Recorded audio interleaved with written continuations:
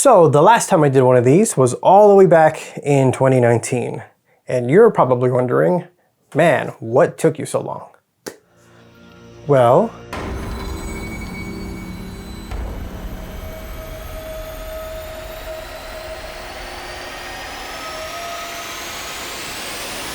let's just say that a lot has happened in the past 5 years? Oh God.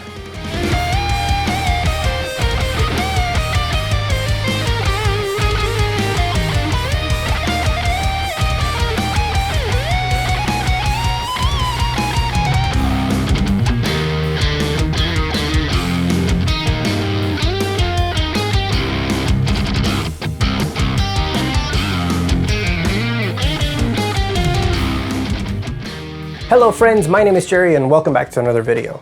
Today I wanted to go over my current live rig. The 2019 rig was based around a Line 6 Helix LT, and the goal of that rig was to be able to use in-ear monitoring without the use of a laptop. That video actually did pretty well, so if you're interested, it's over here if you haven't seen it already. Fast forward to today and a lot has changed. Virtually every piece of the rig is different, and I kind of went in the opposite direction. Everything now lives inside of a 4U rack case, and the really big change is that I'm now using a laptop for not only backing tracks, but also preset changes via MIDI as well. We're gonna talk guitars, the rig itself, the components that make up said rig, and maybe even some programming too. Everything will be timestamped so that you can jump around the video to watch whatever sections you wanna watch. And I'm gonna do my absolute best to link any and all gear mentioned in this video down in the description below. Some of the links are affiliated, some of them are not. Some of the gear was given to me by some really fabulous companies, and some of the gear I don't even remember where the heck I got it from. Just know that your support doesn't go unnoticed, and thank you for always coming back. With that being said, let's jump into guitars.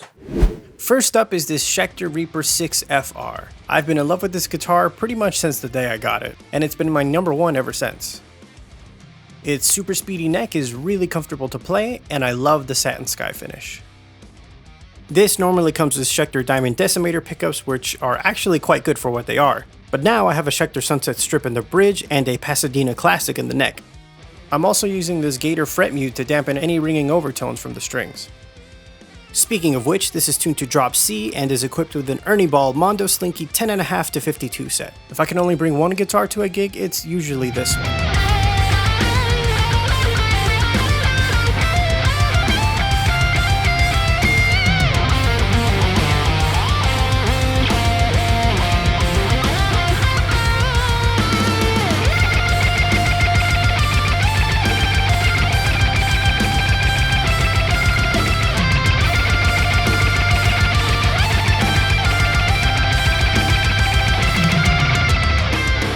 However, if time and the setlist allow for it, I'll also bring this beautiful Schecter C7 FR SLS Elite. Lovely, lovely 7-string. I also have a Gator fret mute on this guy. I'll use this for my solo, drop A stuff, and any video game stuff since I usually play all of that in standard. This guitar is equipped with the Fishman Fluence Tosinabasi signature set. As I mentioned before, tuned to drop A, so for strings I use an Ernie Ball Super Slinky 9 to 42 set for the first 6 strings, and then a 62 gauge for the low A.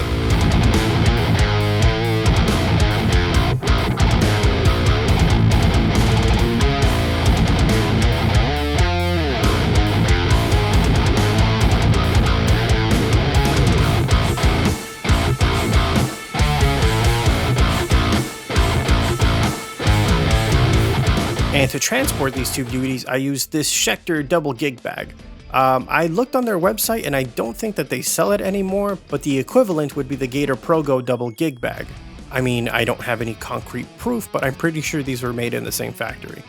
I actually have a Gator ProGo single gig bag for just a single guitar. I'll get to that in a second, but the build quality is identical. This case is incredibly sturdy and offers a ton of protection. It's the perfect blend of hard case qualities with gig bag features like having straps and lots of pockets. And here's sort of a bonus guitar. This is a Schecter Sun Valley Super Shredder FR, and man, this thing just sings. This is also equipped with the Sunset Strip and Pasadena Classic pickups. If I'm playing a convention or something like that where I'm only playing video game stuff, I usually grab this guy. I keep this one tuned to drop D using an Ernie Ball Hybrid Slinky 9 to 46 set, and surprise, another Gator fret mute.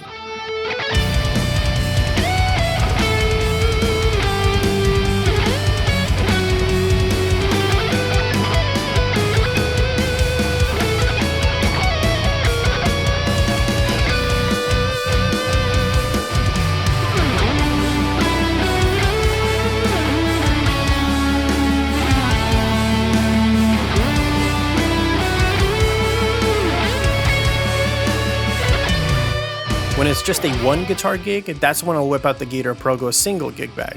And for picks, I keep jumping between a .88 or 1.14mm Dunlop flow pick. I can never seem to decide, but at the moment I'm sticking with the .88mm. And now for the main event. Here is the rig. Now the goal with this setup was to be able to make it as compact and efficient as possible. I'm still very much a one-man show, so the least amount of things I need to be putting together and plugging in during a set change, the better. Let's start with the core of my sound, the Line 6 Helix rack. As many of you know, I'm a huge Line 6 guy, and I've used this exact Helix rack for like 90% of my videos. If you look really closely, you can see a nice carbon fiber decal and screen guard. This of course was provided by good guy Chad Boston, who runs a website called gearbyseba.com, and I actually used a similar decal and screen guard setup for the last iteration of my rig. Next, I'm going to very quickly skip over the next two pieces of racked gear to talk about probably the biggest change of the entire rig. I have now switched to using a laptop instead of an old iTouch. This is a 2011 MacBook Pro. It has an i7 Intel processor and some nice little upgrades like 16 gigs of RAM and an internal SSD. I use this to run Ableton, and I'm using that to play the backing tracks and also providing preset changes on the Helix rack via MIDI, another really big game changer for me.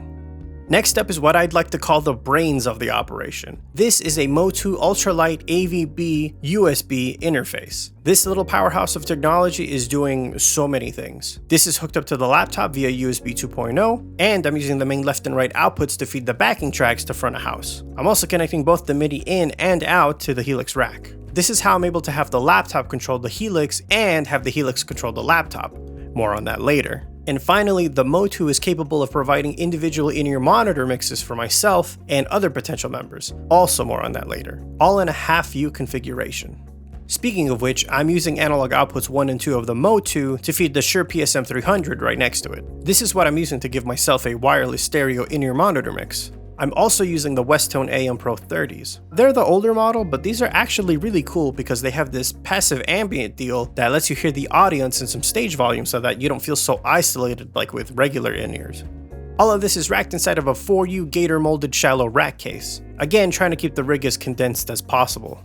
One thing to note is that I'm actually using the case upside down. These cases have little molded bits that jut out, and normally they're used to keep the cases from sliding off when stacking them on top of one another.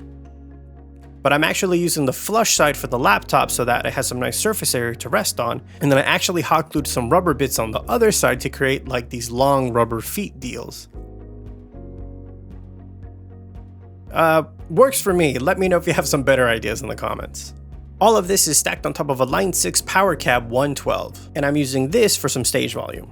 It's also good to have as a backup in case the wireless in-ears fail. I use one of the XLR outputs on the Helix rack to feed this, and I keep it on flat mode or full range mode if you will. I'm also using this NUX C5RC guitar wireless system. Pretty cool little affordable wireless. It comes with a charging case and everything. And lastly, I'm using the Line 6 Helix control. Now, I'm actually not doing any preset changes with this. I'm actually using it to control the different parameters in Ableton. So if you look at the scribble strips, I can use Helix control to play, stop, and even skip backing tracks without having to run back to the laptop. And I still have a row dedicated to some presets in the event that the laptop fails in triggering those preset changes. Also handy to have when activating tuner mode. And if you look closely, I also have a decal and some screen guards from Gear by Seba on there too.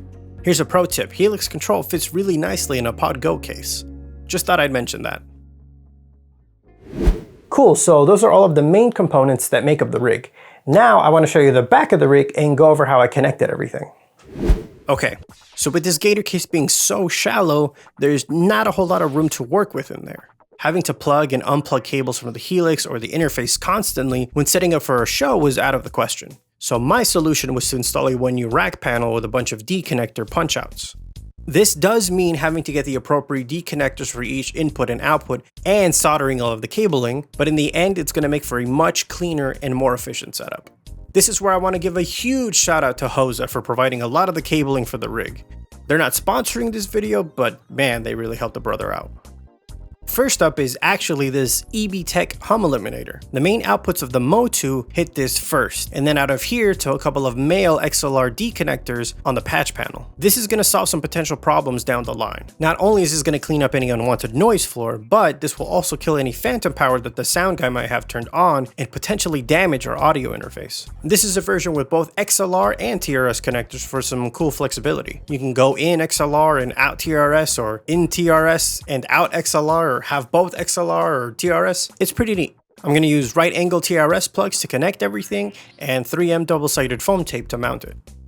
By the way, to mount the D connectors to the patch panel, you're going to need the appropriate screws and lock nuts. These are linked in the description. I'm also using these rubber boot deals to protect the back of the connector and any potential interference or ground issues. I can't for the life of me remember where I got these exact ones, but these go around the back of the D connector perfectly. I have the Neutrik version linked in the description. Going back to the MOTU, aside from the main left and right outputs, this also has 6 additional analog outputs. So, I wanted to use these exact outputs as stereo sends for the different in-ear monitor mixes. Analog outs 1 and 2 were easy. We're going 1/4 inch to feed the Shure wireless in-ears, but I wanted to be able to use the last 2 sets of outputs for a drummer and potentially one other member. So this is what I came up with. I used a couple of stereo breakout cables and hooked those up to their respective sets of outputs. In this case, 3 and 4 and 5 and 6. Then I cut off the 1/8 inch ends, and each stereo breakout cable is now going to be soldered to their own male XLR-D connector. The wiring here is left side gets soldered to the positive, the right side to the negative, and then the ground from both cables are going to be twisted together and soldered to the ground lug of the XLR-D connector. So now we have 2 male XLR-D connectors on the patch bay, each of them being connected to a pair of analog outputs on the MOTU. Okay, you with me so far? Here comes the really cool part. This now allows us to use just a single XLR cable for a stereo in-ear monitor mix send. I'm using a Behringer PowerPlay PM1 to achieve this. This is a great little device if you're trying to go with in-ear monitoring but aren't ready to step into the wireless game just yet. Basically, you connect your XLR to one end of the device. This is the stereo send from the MOTU that we just made. And on the other side is where you'd connect your in-ears. It has a single volume control and it even has a nice belt clip. So now I can hand this off to my drummer since he doesn't need to be wireless because he's stationary and can hear whatever he wants in his mix. Hi. I apologize for the use of Rock Band drums during this segment. At the time of me posting this video, I am currently without a drummer, so if you're interested, holler at your boy. Okay. And the fact that we just made 2 in-ear monitor sends means that I could use a second output for a potential bass player, or even as a backup for me if the wireless in-ear fails. I just need to have another PM1 handy. Next, I'm going to wire the mic 2 input of the MOTU to a female XLR-D connector on the patch bay. I'm using this to be able to hear the drummer in our in-ear mixes. I'm using a Pile Pro 57 clone as sort of a trashed drum mic. I usually just drop it on the floor close to the kick drum. It's pretty cheap, so I really wouldn't be heartbroken if I got damaged or left behind on accident. I use this in the event that the front of house guy isn't able to give me a drum mix. Speaking of which, now I'm also going to wire a line input male XLR patch to a couple of analog inputs on the MOTU using the same stereo breakout cable trick that we did earlier, except now audio would be going into the MOTU instead of out of it. This is going to come in handy if we're able to get a send from front of house or really any source for that matter. This is where I'm also going to mention that I'm using the 1/4 inch outputs of the HELIX to feed into the MOTU. This is how I'm going to be able to distribute the guitar signal to the different in-ear monitor mixes. I also wired the XLR outputs of the HELIX straight to a pair of male XLR-D connectors onto the patch bay for easy access. Okay, so I debated about including this next segment in the video since I didn't end up using it that much for my live shows, but maybe you guys can get some ideas out of it. I also wanted to be able to control lighting with this rig, and this is how I did it. I wired another female XLR-D connector to the patch bay, but this time we're going to use a DMX cable and go into a Chave DJ Express USB DMX interface. These names are getting longer all the time. This then would connect to the MacBook via USB. I wired this to a USB-D connector, and then use a program called Show Express to design the lights for the set. Then from the patch bay, I'd go into a Chave DJ Color Band T3 with a DMX cable, and then daisy chain a second one with another DMX cable. This actually ended up working really well, so why did I stop using it? Well, again, let me reiterate that I'm still very much a one-man show. Even if I have a drummer for a gig, they're going to be utilizing the entire set change to set up their drums, and that leaves me to hook up everything else. Not to mention, a lot of time is put into loading all of the backing tracks and programming all of the preset changes. It just became more of a hassle than anything to also program lighting cues and such. So I opted to stop doing all of that for the time being. But you can also control these via Bluetooth, so that's cool. Okay, so the last couple of connectors to mention are USB for the MOTU and EtherCon for Helix control, also available as D connectors. For the USB coming out of the Helix itself, I just have this little USB whip in the back of the rack. This is where I'd probably go back later and replace that Chauvet USB for the Helix USB at some point. Alright, so everything is looking fine and dandy, but the biggest challenge that I faced in trying to keep all of this small and compact is power. Where the hell was I going to fit all of this power? Not to mention, I also wanted to somehow mount the power supply for the MacBook in there. Well, here's what I came up with. Everything is going to connect to this Echo Gear VoltSpin power strip. It's rated for 2160 joules of surge protection and has rotating plugs, which is going to make hooking up all of the different connector types much easier. I also wanted to minimize as much cabling as possible. For the Helix Power, I'm using a short right angle IAC cable. And for the MacBook Power, I ditched the long 3-prong cable in favor of the small 2-prong adapter that it usually comes with, and found a 1-foot power whip. I'm also using this cool fuse reel sidekick thing that mounts to the side of the power supply, and you can just wrap the rest of the cable around that. Pretty cool. I then mounted it to the rack using some of that 3M double-sided tape. Then, as neatly as I could, I wrapped all of the cabling together using some Velcro strips, hooked it all to the power strip, and then mounted that to the bottom of the rack using a shit ton of double-sided tape. At this point, we're rocking and rolling, and any sane person would be done at this point. But I later realized that you can get custom labeling for all of the D connectors in a bunch of pretty colors too. I really don't know why I do this to myself. Okay, so that was some pretty nerdy stuff, but I say let's go even one more level of nerdiness. In this last section of this video, I'm going to go over how I program preset changes in Ableton and do the in-ear monitor routing and mixing with the MOTU.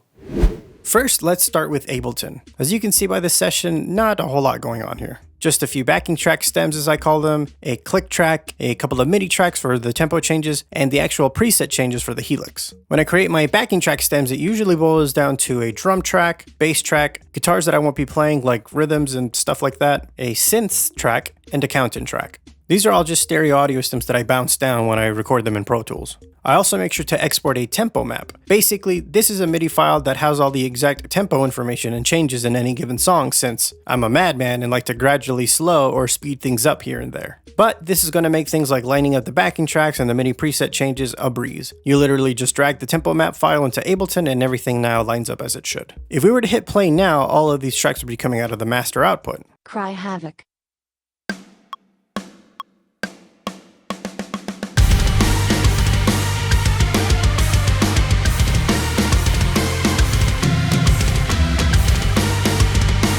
Which isn't what we want.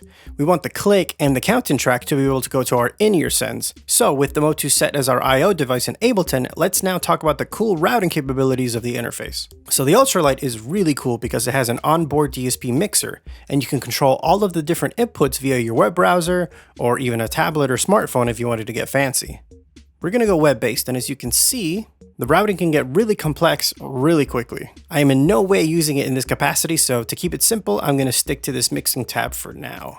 On the left, you can see that we can enable or disable inputs, outputs, both analog and digital, and even effects. Under the controls section, I have things like EQ and compression engaged. I'm only really using this for that trash drum mic that we talked about earlier. Under the mixer inputs, I have mic 2 engaged, which I've relabeled to drums. This is the physical mic 2 input on the back of the interface that our trash drum mic is plugged into. Next is Helix, which is actually analog input 1 and 2 as a stereo channel. Again, I'm taking the 1/4-inch outputs out of the Helix and feeding that into analog input 1 and 2 of the MOTU. The Ultralight AVB also has internal digital audio streams called to computer and from computer. Basically, you can use these audio streams to either send audio from the MOTU to a DAW or send audio from a DAW to the MOTU. This guy that I've relabeled as tracks is actually from computer 1 and 2, which by default is just a copy of your main outputs. This is how we're going to be able to hear the backing tracks in our in-ear mix. If you're catching on, you should be able to guess that this track called Click is actually from computer 3 and 4. Put a pin in that for now. And under mixer outputs, I have Gerry mix and Bryson mix engaged, which are auxes 1 and 2 and 3 and 4 respectively. And to wrap up the mixing section, if you click on this icon on the top of each track, this is where you can change what input or output is being routed to said track.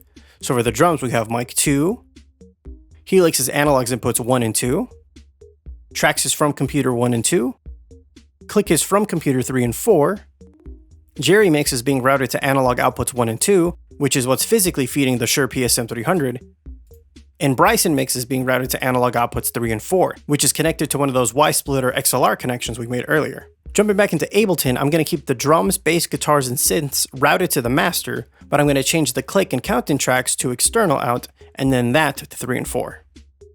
These tracks are now being routed to that from computer 3 and 4, which now corresponds to that click audio track in the MOTU mixer window. So from here, I can jump into aux mixing and create a custom mix for myself and a drummer. Cry Havoc.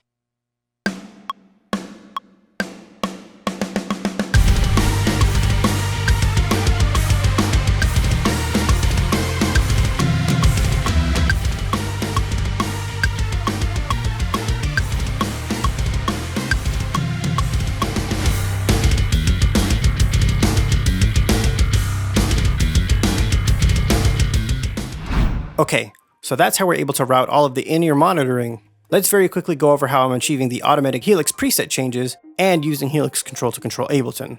The first part is optional. We're going to activate the IAC driver in the MacBook. This is going to allow us to create a MIDI track in Ableton and have it be able to do things like start or stop our session. Again, totally optional, but to do this, go under Applications and go to Utilities and open Audio MIDI Setup.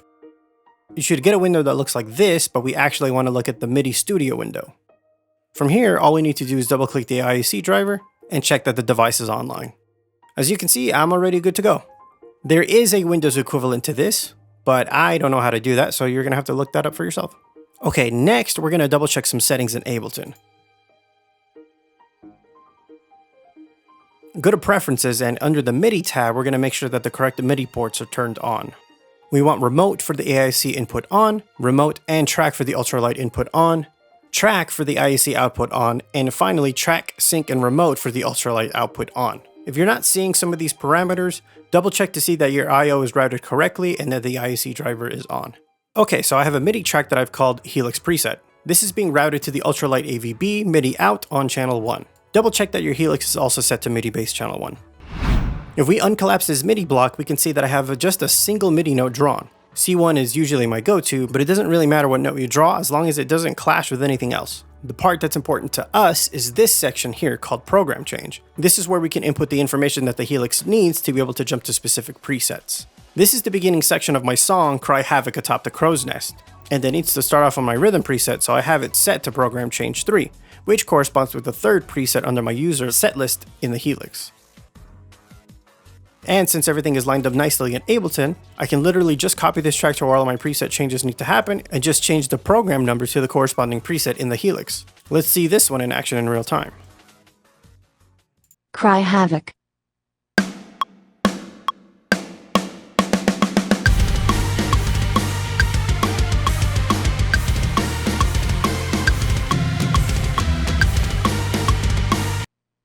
So if we jump ahead, we can see that I already have another one drawn here for this section.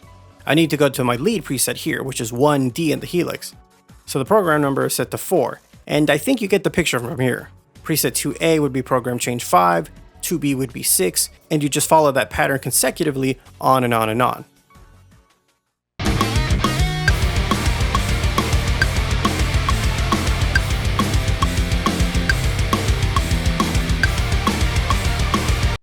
I used to incorporate the bank in subsections too when I used to do this for snapshot changes so that there wasn't an audible gap between presets, or if I needed to jump to a different user setlist. But Line 6 released an update a little while ago where you can disable one of the DSP processor lanes in order to be able to have no audio gaps between presets, instead of only being able to do this with just snapshots. The trade-off is that your presets can't be as complex, but my presets are usually dead simple. I mean, look at my rhythm preset. Okay. Now onto getting Helix Control to control Ableton. First, if you want your board to look like mine, go to Global Settings in your Helix, and under Foot Switches, make sure that Preset Mode Switches is set to Stomp Preset. Okay, from here, I'm gonna do the rest in HX Edit. I'm gonna open up a preset that doesn't have any of the mapping done to it. Then I'm gonna go to Window and open Command Center. You now have a window that mirrors all of the buttons on the Helix controller. So this first switch to the left by default is the bank up button. So I'm gonna select the one next to it to begin with. In the command drop-down window, I'm gonna select Note On. The scribble strip for that button will now say Note. By default, this note parameter should say C3, which is fine as long as we map the rest of the buttons to different notes later. I'm gonna make this the play button, so I'm gonna color it green and name it play. Cool, so now if we go back into Ableton and turn on MIDI map mode, we'll now click on the play button. Then I'm gonna tap on the play button that we just created on Helix Control. We have now assigned this button to the play button in Ableton. Pretty easy, right? Let's make a stop button in Helix Control now. Pretty similar process. I'm gonna select the button next to it, switch it to Note On. And the thing that we have to watch out here is changing the note value so that it doesn't clash with the play button we just made. So I'm just gonna move this up to C#3. Then I'm gonna color this one red. Call it stop. And then map this button to the stop button in Ableton.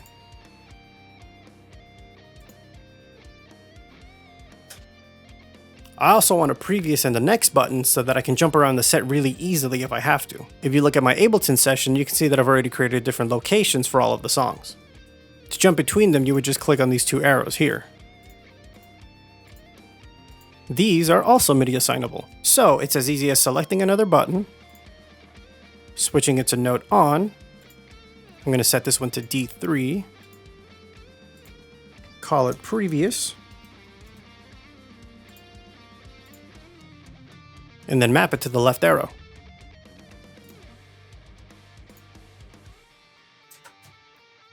And as you can guess, it's the exact same process for creating the next button, except for assigning it to the right arrow this time.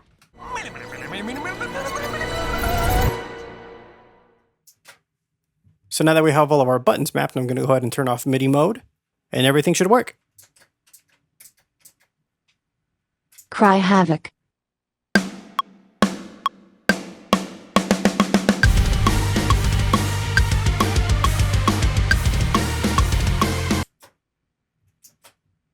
Second chance, short version.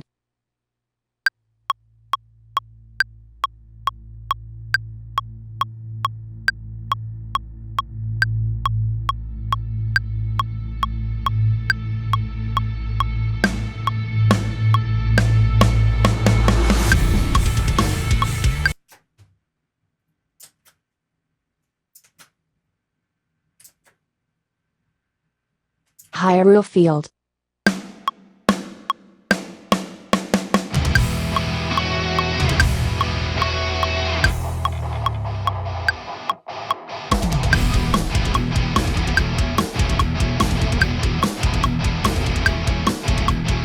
One thing to note is that this does work on a per preset basis, meaning that you will have to do this for each and every preset, but if you keep all of your values the same, you won't have to remap it in Ableton after the fact.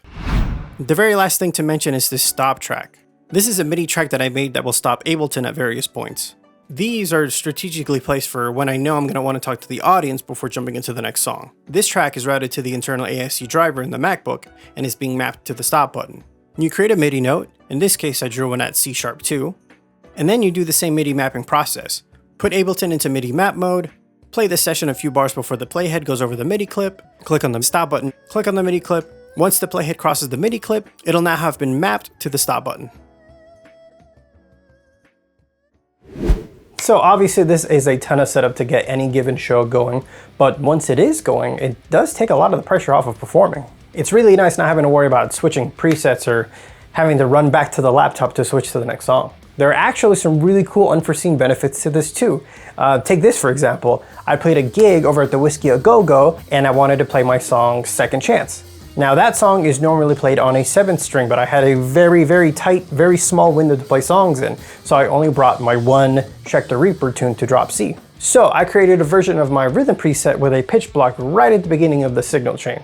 I dropped that down to -3, and boom, now we're in the same lower register as the 7th string. Then I created a version of my lead preset with the same pitch block trick, but this time I went up +2. So now my guitar is matching the higher intervals of the 7th string tuning. So with that trick, I am now able to cover the entire range of the song, and I only have to bring one guitar.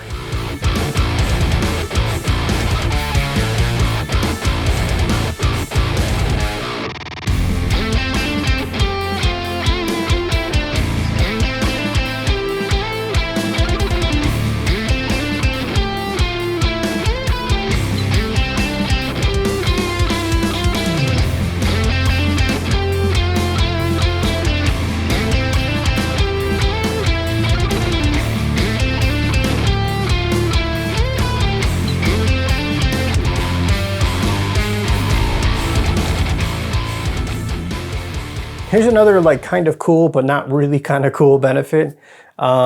Story time. Back in the day, I was playing in a band and a promoter had reached out to us because one of the shows that he was putting on was kind of in trouble because one of the bands that he had booked for the show had dropped. So he'd reached out to us to see if we could fill in last minute. So, you know, we messaged each other, we reached around, hey, are you good for the show? Hey, can you do it? Hey, I'm off that day. You don't have to work. All right, great, sure, let's do it. It was a no pressure situation. We didn't have to sell tickets or bring a certain amount of people or deposit or anything like that. Come the day of the show, however, the drummer is nowhere to be found. And naturally, this is very concerning because he's not answering his phone and we can't get a hold of him and it's kind of scary and we don't know what we're gonna do. Thankfully, this person was fine and nothing horrible had happened. He just didn't want to play the show, which is, you know, a little frustrating because we had already messaged each other to make sure that we were good to go for the show. We still needed to come up with a backup plan and we didn't have anything like acoustic guitars or anything to, you know, make up for the absence of a drummer. But thankfully we did have the sessions of the EP that we had recorded with all the drums and everything intact. So I just very quickly bounced those out, threw those on my phone, and we played to that. I mean, not the most rock and roll thing to do, but it worked and we got the show done and we played. So pretty much from then on, I vowed to myself that I'm never really gonna let that happen to me ever again. So now it's just another fail-safe put in line. Let's say it's 5 minutes before the show and my drummer or whoever is like, you know what, Jerry, you suck, fuck you, I hate you, I'm out of here, I'm not gonna play. All right, that really sucks. Unmute, and I can still play the show. Again, not very rock and roll, and if there are any old school people watching this video, I'm sure you're just screaming at the screen right now. On that note, I'd love to know what you guys are doing with your rigs. What did you think of this version of the rig? Do you think it's cool? Do you think it's not? Do you have any ideas to add to it? Like, I would love to know, honestly. Thank you so much for taking the time to check out this really long video that took a really long time to make. I hope you enjoyed it. As I mentioned before, I'm a guitar player, so that automatically labels me as a mad person because I'm already getting ideas for the next iteration of my rig. So let me know if you'd like to see a video on that. Thank you again so much for watching.